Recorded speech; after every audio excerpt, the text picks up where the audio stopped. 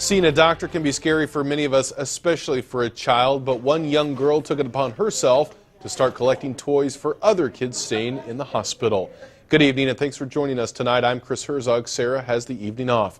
In our top story tonight, Chris Baylor was at the hospital as she and her family dropped off toys this afternoon. And Chris, why'd she start doing this? Chris, Katharine was in the hospital in 2008. She says all the tests and needles were scary for her, but she says she was comforted by a simple gift, a toy to play with. Stuffed animals, books, and games were all unloaded to soon go into the hands of children. Whenever I got a poke, a needle, or a shot, they would always give me a toy, and it was really comforting.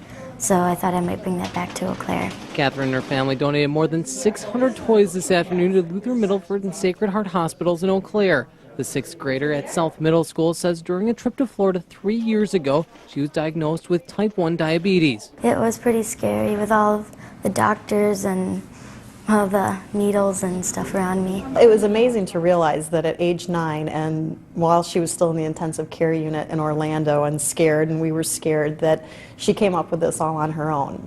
She immediately said, once she received her first gift at Orlando, that when she got back to Eau Claire, she wanted to do this for other kids. Katharine says her brother has been a big help, as well as their schools and church. The people who will be handing out the toys say it's also a big help for their little patients. Puts a smile on their face when they are having pain and are crying. All of a sudden they have a nice smile on their face. That helps a lot. Kind of felt like someone cared when I was in the hospital. Katharine says she's managing her diabetes well and has also become an advocate for diabetes research. Her family says because of that, she's met several famous people like President Obama, but she says the most exciting person so far is Nick Jonas from the Jonas Brothers. Chris? Thanks a lot, Chris. Katharine and her family say next year they'd like to expand to more hospitals around the area.